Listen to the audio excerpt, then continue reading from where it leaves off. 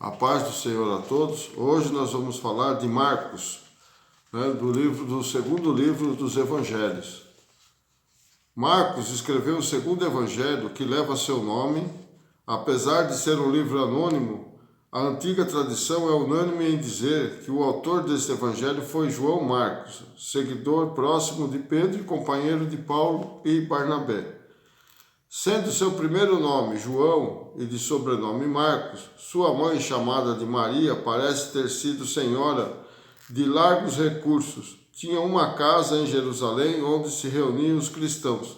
Então veja que Maria, mãe de Marcos, ela deixava a casa dela ser usada pelos discípulos quando iam para Jerusalém, para que eles pudessem se reunir lá e conversar e traçar as estratégias, para poder pregar a palavra.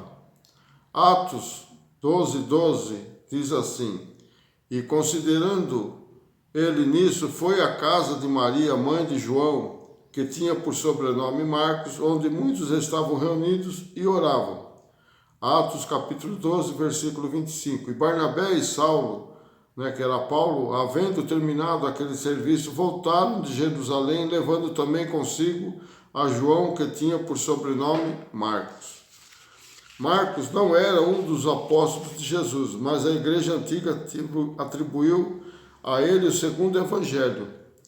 O evangelho de Marcos foi escrito depois da morte de Pedro, cerca de 67 a.C. O evangelho em si, especialmente o capítulo 13, indica ter sido escrito antes da destruição do templo de Jerusalém, em 70 depois de Cristo. A maior parte das evidências sustenta que foram escritos entre 65 a 70 depois de Cristo. Então veja que Marcos, ele escreveu antes da destruição do templo, porque não há menção nenhuma no livro dele que revela sobre esse fato.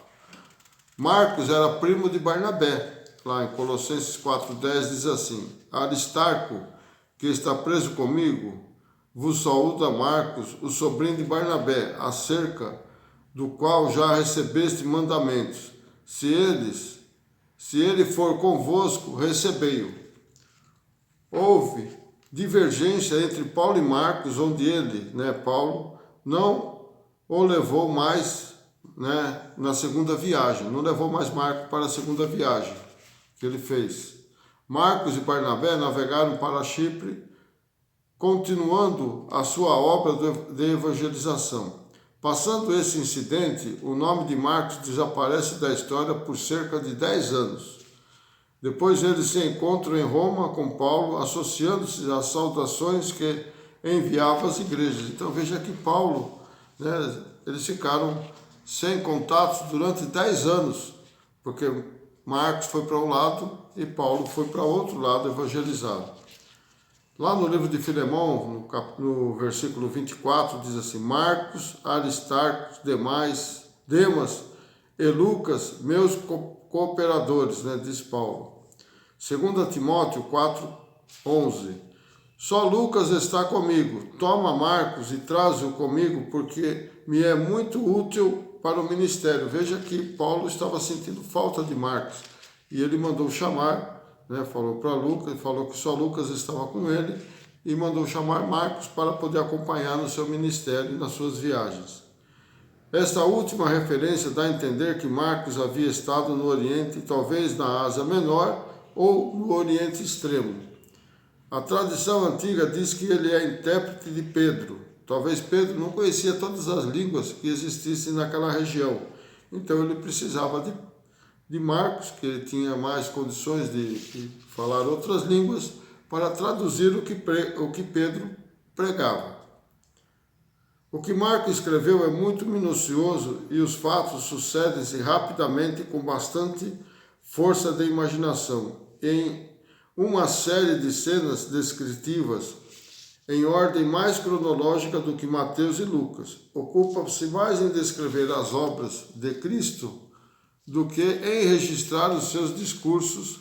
Somente menciona 4 das suas parábolas, ao passo que dá notícia de 18 milagres e apenas registra um dos seus longos discursos com alguma precisão. lá em Marcos capítulo 13. Então você vê que Marcos ele se restringiu a falar mais do ministério de Cristo do que os acontecimentos, né? Os estudiosos dividem o ministério de Marcos da seguinte forma. Então, eles dividem assim, o princípio, né? O princípio do Evangelho de Jesus Cristo, a primeira parte, compreendendo o ministério de João Batista, o batismo e a tentação de Cristo. Está lá em Marcos capítulo 1, do versículo 1 ao 13. Segunda parte, o início do ministério na Galiléia, mencionado os lugares em que Jesus pregava e a chamada dos primeiros discípulos, os milagres operados em Cafarnaum e na Galiléia. Marcos, do capítulo 1, do versículo 14 ao 45, até o capítulo 9, do versículo 50. Terceiro, o triunfo de Jesus Cristo sobre os opositores, a cura de um paralítico, sobre o jejum e a controvérsia sobre o sábado. Então, está lá em Marcos capítulo 2, versículo 1, até compreendendo o capítulo 3, até o capítulo 6, versículo 4. Então está Marcos 2, 3, 4, 5, até o capítulo 6, versículo 4.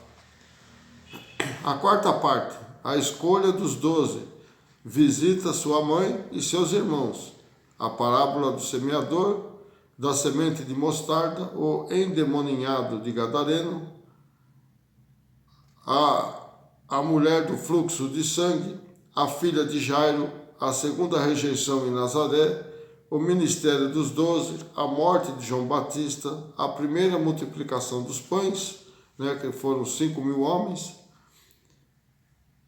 e é contra as tradições dos judeus. Está lá no Marcos capítulo 3, 7 a 7, 23. Tá? Então essas são as divisões do capítulo de Marcos. Período em que exerceu o último ministério na Galiléia. A quinta parte, a cura da mulher Ciro-Fenícia, a cura de um mudo em Decápolis, a segunda multiplicação dos pães, que foram 4.000 homens, a recusa de dar um sinal aos fariseus, cura do cego em Betsaida, predições sobre a sua morte, retorna para Cafarnaum, instruções especiais a seus discípulos. Vai lá do Marcos capítulo 7, versículo 24 até o 9, capítulo 9, versículo 50. Final. A sexta parte. Final do ministério em Pérea, discurso do divórcio, bênção das criancinhas, a conversa com o moço rico, a subida para Jerusalém, novamente fala da sua morte, o pedido de Tiago e João, a cura de Bartimeu. Está lá no Marcos capítulo 10, versículo 1 ao 52. As últimas semanas. Então, a sétima parte da divisão do livro de Marcos. A entrada triunfal em Jerusalém, a maldição da figueira estéril, a segunda purificação do templo, a parábola dos lavradores da vinha, as perguntas dos fariseus e dos herodianos e dos saduceus e também dos doutores da lei. A pergunta de Jesus sobre o filho de Davi, a esmola da viúva, os discursos do Monte das Oliveiras, a traição de Judas, a festa em Betânia, breve instruções da última tarde aos discípulos, a instrução da ceia do Senhor, a agonia no Getsemane, a prisão, o julgamento, a morte pelos Sanedrim, o julgamento à noite, pelo Sanedrim, a negação de Pedro, Pedro negou 3 vezes novamente, Pedro tem um histórico de negar, Lá em Atos ele negou, em Atos 10 ele negou Deus 3 vezes, e aqui também ele negou a Jesus 3 vezes. O julgamento diante de Pilatos, a crucificação, o sepultamento, o anúncio da ressurreição por um anjo assentado à beira do sepulcro. Marcos capítulo 11, do versículo 1 até o 16, no capítulo 16, versículo 8. A aparição de Jesus Cristo depois da ressurreição, final. Podemos contar como a 8ª parte. O anjo disse a Maria Madalena para avisar os discípulos. Apareceu a duas pessoas no caminho de Chipre, né? Lá no caminho de Emaús. Apareceu aos 12 e disse-lhes: Ide pregar o evangelho a todo mundo e a todas as nações. E aí encerra o livro de Marcos, né? E essa é a história do livro de Marcos. Então, vemos que Marcos foi o segundo a escrever o evangelho. Mesmo ele não sendo dos apóstolos, ele foi escolhido, né, pelo seu livro, pelos seus detalhes, né, das suas inscrições naquela época, né, que foram reunidos há muito tempo depois pelas igrejas que refizeram a Bíblia, né, o Novo Testamento, e puseram Marcos, e Marcos foi escolhido para ser o segundo escritor do Evangelho de Jesus Cristo. Amém? Então não esqueçam de pôr o joinha, não esqueçam você de compartilhar com seus amigos, e você que não é inscrito, se inscrevam-se, porque vai ter muito mais. E o próximo livro que nós vamos falar vai ser o livro de Lucas, né, o médico. Amém? Deus abençoe a todos. Até uma próxima.